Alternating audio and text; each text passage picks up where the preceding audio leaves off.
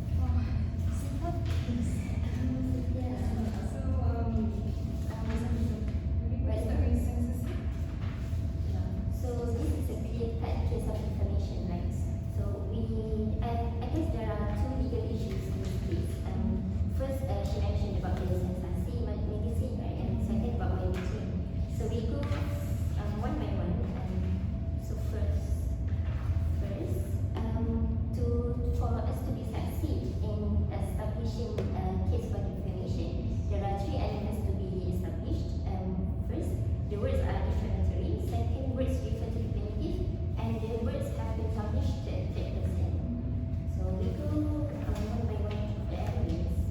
For the first element, we have to prove that the words are defamatory, and to prove that the words are defamatory, we have to show that the words have really tarnished the reputation of our client. And so, how do we show that the words are defamatory? I think the court will apply the objective test, where for us, a reasonable person with our right-minded, as a fair and just ordinary person, do we think that the words do we think that the words are defamatory? Do we think that the words tarnish the reputation if we hear the words or not? Okay, so I think in this case, Natasha mentioned about the article titles the forbidden relationship between the actress and the pedophile suspected director, right? So I think this is a clear case of national and ordinary meaning kind of defamation. Do we have any case on this? Yes. I have a case of Hasna Abhadi and another. So in this case, there was a defamatory statement that had been published by the defendant, and the defamatory statement called the defendant as Abu Jahal. So the court held that by calling a person a liar, i.e. Abu Jahal, is a defamatory statement. So because the name of Abu Jahal is well known to Muslims that Abu Jahal is a liar, and the meaning would be known to the most readers of Utusan Melayu. So the words Abu Jahal is action and conspiracy, and the defendant was liar. Yeah, okay. So I think this case is really similar with this case. To apply this case, first, the words that are used in the article also, first it mentioned the forbidden relationship, where in fact Natasha said she only have a business matters, right? So I think the words, the exact words first shows that she has something totally different from the fact. yeah. So the first, and then the words also the article used pedophile suspected. I think every reasonable person, everyone will know that pedophile is a bad word. Nobody with their someone will think that pedophile is good, right? So pedophile is a crime. I think that's a very heavy claim. Yes. Yeah, and so with everyone will know that this is a bad word. I think this is a clear national and ordinary meaning of defamation, because by the words itself it shows a bad meaning, right? So and also she said that she has been terminated from the contract of the movie, right? So that's really the effect of these words. I think that's really an evidence that the words have tarnished her reputation. So I think the first element has been established. So we go to the second element, that the words refer to the plaintiff. Yeah.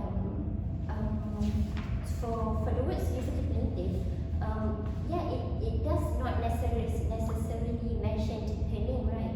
But also with the description that every person that know her will know that the article refer to her, then it's proof that the words refer to the plaintiff.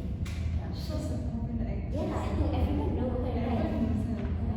Yeah. Do we have any case that? Yes. In the case of Nutfur and Manila Express newspaper, the court held that when the plaintiff is not identified, so the criteria for determining whether the term used to refer to him is to whether the words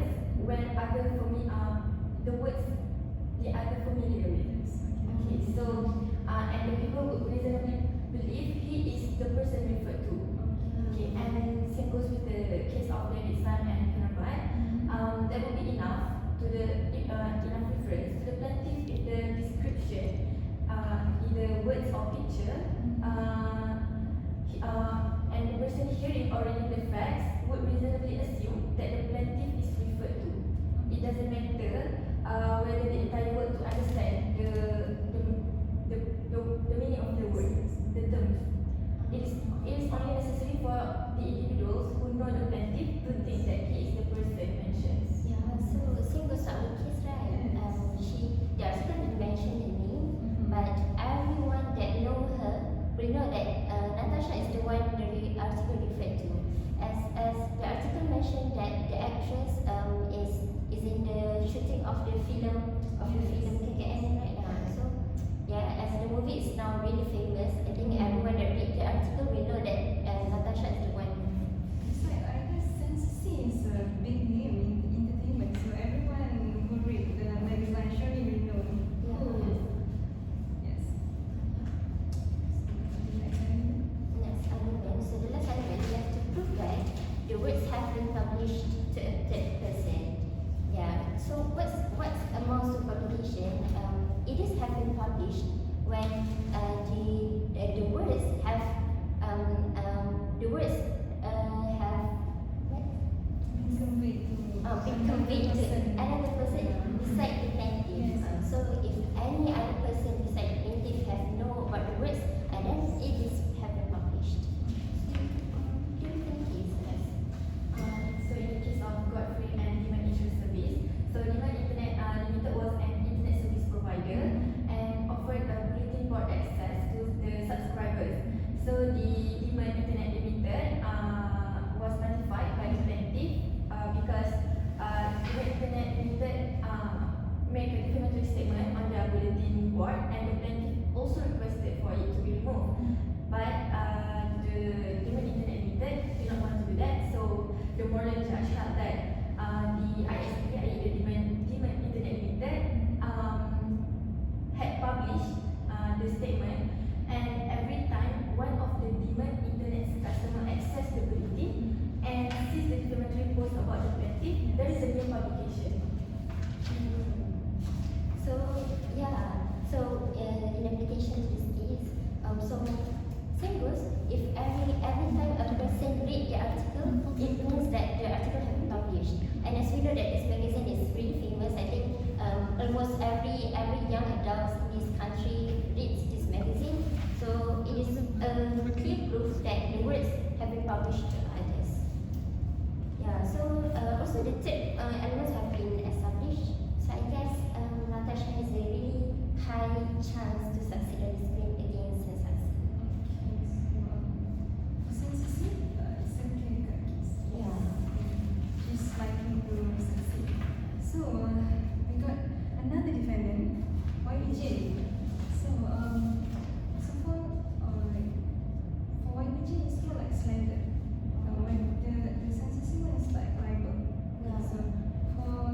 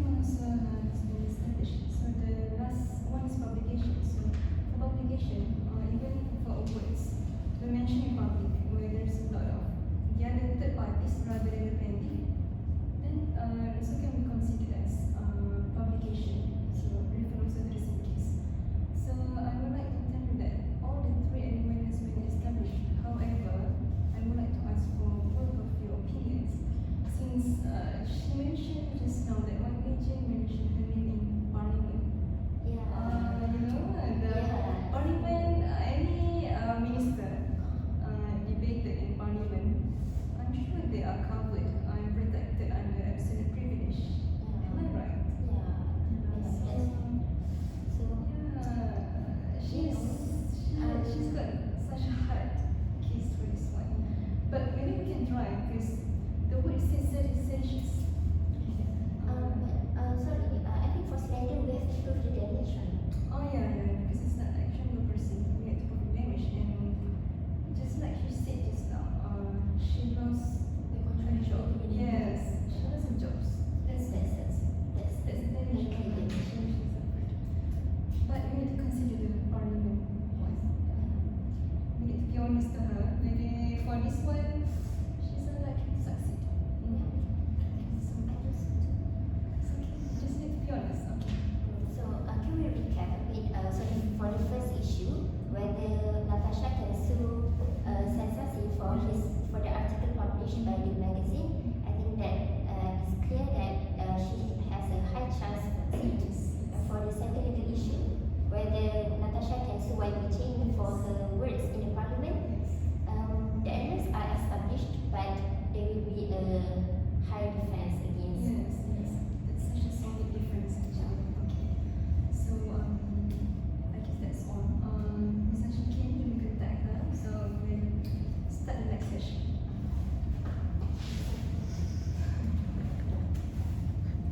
My name is Natasha. You may come here to the next appointment.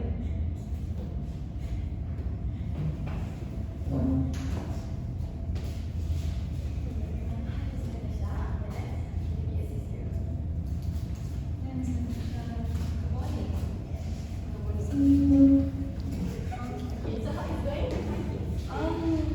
Yeah, everything is going good, but for sure we need to be honest with everything, right? And just like we said last week, you will proceed or not.